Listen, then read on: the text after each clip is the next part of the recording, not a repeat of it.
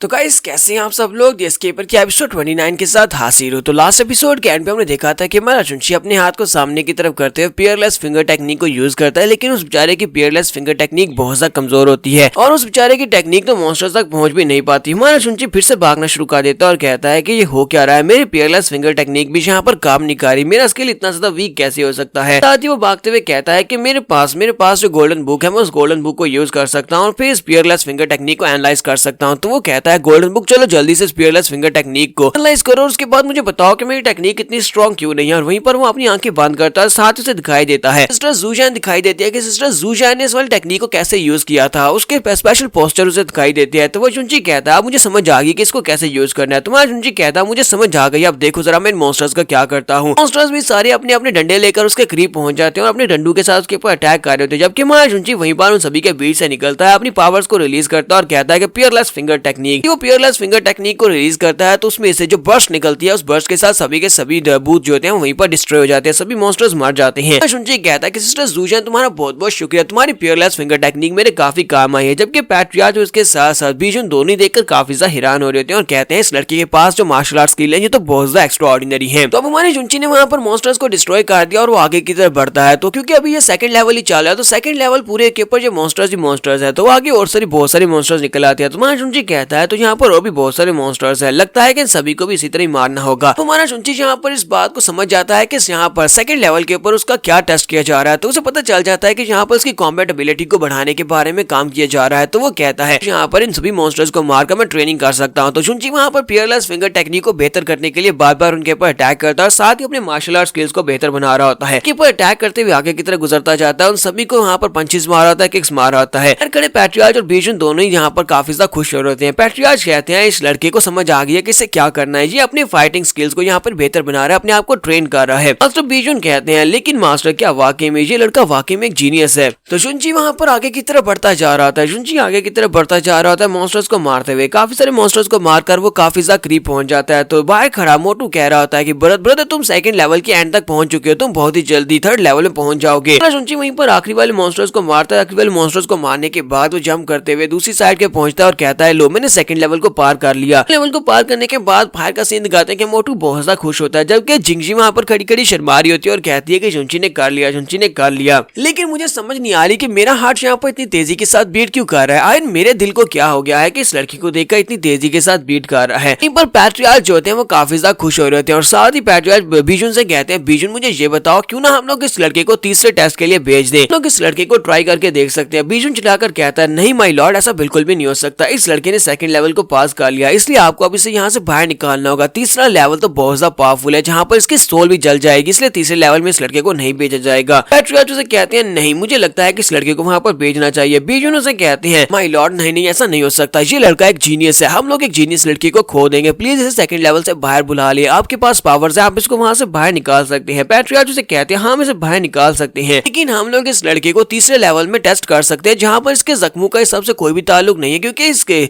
सिर्फ और सिर्फ सोल को तीसरे लेवल में चेक किया जाएगा, इसे वहाँ पर बैठकर बस अपनी सोल पावर को चेक करना है, इसके लिए बहुत ज्यादा आसान रहेगा। मास्टर बीजुन उसे कहते हैं लेकिन मैं यहाँ पर ऑब्जेक्ट करता हूँ कि कहीं एक्सीडेंटली हम लोग इस जीनियस लड़के को खो ना दे, हमारे बीटा पवेलियन को नुकसान हो जाएगा। तो भी आगे बढ़ता और कहता है कि मैं यहाँ पर अपने स्पेशल डिसाइपल की यानी कि अपने इनर डिसाइपल की पोजीशन को गिव अप करने को तैयार हूँ, आप यहाँ पर जुंशी को बचा लेते हैं। तो इसी के साथ ही मास्टर बीजुन भी उसके सामने झुकते हुए कहते हैं कि मैं भी यहाँ पर अपनी पोजीशन को दांव पर लगाने को तैयार हूँ, आप इस लड़के को बचा ले, इस लड़के को वहाँ से निकाल ले, तीसरे लेवल में ना भेजे। बाकी के सभी डिसाइपल्स भी वहीं पर उनके सामने झुक जाते हैं और कहते हैं कि हम सभी लोग यहाँ पर जुंशी के लिए वाउच करने को तैयार है कि जुंशी को बचा लिया जाए, जुंशी को तीसरे लेवल में ना भेजा जाए। मास्टर सीटू ज़ेंटियान और उनका बेटा सीटू ज़ेन वो दोनों ये देखने के बाद काफी ज्यादा हैरान होते हैं कि यहाँ पर जुंशी के लिए इतने सारे लोग कहाँ से आ गए हैं, ये नहीं चाहते कि जुंशी तीसरे लेवल में जाए, तो हम लोग तो चाहते थे कि जुंशी वहाँ पर तीसरे लेवल में जाकर मारा जाए। तो जिंगजी भी यहाँ पर हमारे जुंशी के लिए वाउच कर रही होती है, जबकि पैट्रियार्च उन सभी की बात सुनने के बाद कहते हैं चलो ठीक है तुम सभी की बात मान लेते हैं। फिर साथ ही वो कहते हैं कि इस रे फॉर्मेशन को इस तरह बनाया गया है कि इस रे फॉर्मेशन के अंदर से मैं उसे बाहर तो निकाल सकता हूँ लेकिन उसकी मर्जी के बिना नहीं निकाला जा सकता। कि जुंशी को यहाँ पर दो ऑप्शंस दिए जाएंगे, क्या वो थर्ड लेवल में जाना चाहता है, अगर वो नहीं जाना चाहता तभी वो वहाँ से बाहर निकलेगा, जोर जबरदस्ती में उसे वहाँ से नहीं निकाल सकता। फैसला जुंशी का अपना है कि वो क्या करता है। तो मास्टर बीजुन उसे कहते हैं तो फिर ठीक है पैट्रियार्च उसे वहाँ पर चूज करने का मौका दिया जाए, हम लोग उसे कहते हैं, वो लोग जो भी फैसला करेगा हम उसकी रिस्पेक्ट करेंगे। पैट्रियार्च कहते हैं तो फिर ठीक है, उसे क्या कर देख लो। तो इसी के साथ ही मास्टर बीजन वहां पर खड़े होकर शुंची से कहते हैं, शुंची तुमने 2 लेवल्स को पार कर लिया, 2 लेवल्स को पार करने के बाद तुम्हें बहुत ज्यादा बधाई हो, तुम्हें यहाँ पर कोड सैपल बनाया जाता है। कोड सैपल भी ऐसा कि तुम्हें बाकी के सभी कोड सैपल्स के ऊपर सीनियर बनाया जाएगा, यानी कि तुम सभी के लीडर बनोगे, जहाँ तक कि तुम्हारी जो वैल्यू होगी वो एक एल्डर के बराबर होगी। चलो जल्दी से अब बाहर आ जाओ। लेकिन अगर तुम यहाँ पर तीसरे टेस्ट को देना चाहते हो तो फिर तुम तीसरा टेस्ट भी दे सकते हो, लेकिन तीसरा टेस्ट बहुत ज्यादा पावरफुल होने वाला है, क्योंकि वहाँ पर बहुत ही जबरदस्त फायर है जो कि तुम्हारे सोल को भी जला सकती है। क्योंकि सभी बच्चे ये बात सुनने के बाद सोच रहे होते हैं कि वाकई में तीसरे लेवल में इतनी पावरफुल फायर है जो कि इसकी सोल और इसके माइंड को भी जला सकती है। हम में से तो कोई भी वहाँ पर जाने के बारे में सोच भी नहीं सकता। लगता नहीं है कि शुंची तीसरे लेवल को पार कर पाएगा। 2 लेवल्स को पार कर पाना ही बड़ी अच्छी बात है, क्योंकि अब वो कोल्ड सैपल बन चुका है तो उसे वापस आ जाना चाहिए। मोटू चलाकर उसे कहता है कि पता शुंची चलो जल्दी से अब बाहर आ जाओ, हम लोग नहीं चाहते कि तुम तीसरे लेवल में जाओ, यहाँ पर बाहर आ जाओ। जबकि मैं शुंची उनकी बातें सुनने के बाद हल्का सा मुस्कुराता और कहता है बाहर क्यों जाऊँ। फिर साथ ही वो भागता हुआ तीसरे लेवल की तरफ चला जाता है और कहता है तो तीसरे लेवल की तरफ जा रहा हूँ, जाके देखो तो सही कि तीसरे लेवल में क्या है, मैं तीसरे लेवल को भी पार करूंगा। हमारा शुंची भागता हुआ तीसरे लेवल में चला जाता है। जैसे वो तीसरे लेवल में जाता है तो वहाँ पर बहुत सारी फायर होती है। उस फायर के अंदर फायर सोल्स होती है, क्योंकि वो जबरदस्त पावरफुल फायर होती है जो कि किसी के सोल को जला सकती है। बाकी के सभी जो होते हैं उन्हें कुछ भी दिखाई नहीं दे रहा होता, क्योंकि फायर के अंदर हमारा शुंची जा चुका है, शुंची फायर के अंदर जाकर गुम हो गया है। तो मोटू चलाकर कहता है बेवकूफ शुंची कहीं के, लगता है कि अब मुझे फिर से तुम्हारे लिए पेपर मनी को जलाना होगा।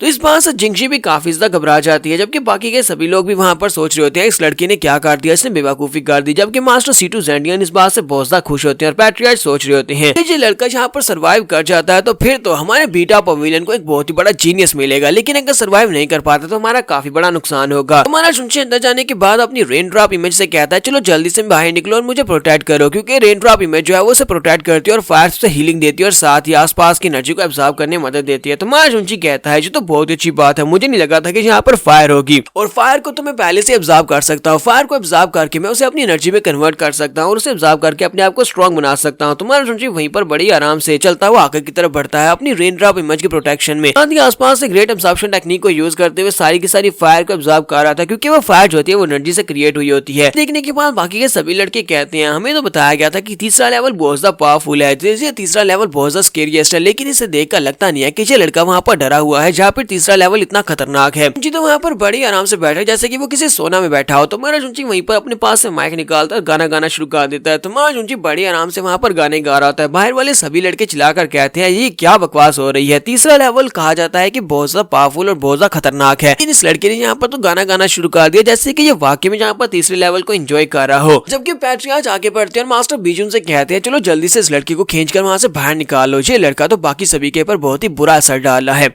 तो मास्टर बीजून पैट्रियार्च की बात सुनने के बाद कहता है शुंची तुम्हें पहला कोल्ड सैपल बना दिया गया है, चलो जल्दी से अब बाहर आ जाओ, तुमने तीसरे लेवल को पार कर लिया, अब तुम्हें वहाँ पर और ज्यादा रहने की जरूरत नहीं है, तो जल्दी से बाहर आ जाओ। क्योंकि मेरा शुंची उन लोगों से कहता है कि नहीं मैं यहाँ पर काफी ज्यादा अच्छा हूँ, मुझे तीसरे टेस्ट को कम्प्लीटली पास करने दे, जब टेस्ट पास हो जाएगा तभी मैं बाहर निकलूंगा। और साथ ही वो सोच रहा था मैं यहाँ पर इतने अच्छे मौके को क्यों गवाने वाला हूँ, यहाँ पर मैं सारी एनर्जी को एब्जॉर्ब करके अपने आप को स्ट्रॉन्ग बना सकता हूँ, तो मैं यहाँ पर बैठकर अपने आप को स्ट्रॉन्ग बनाऊंगा। यहाँ पर हम लोग अपनी एपिसोड 29 का एंड करेंगे। एपिसोड की एक्सप्लेनेशन अच्छी लगी हो तो कमेंट करके जरूर बताइएगा, चैनल को सब्सक्राइब कर दे, वीडियो को लाइक और शेयर कर दें। शुक्रिया।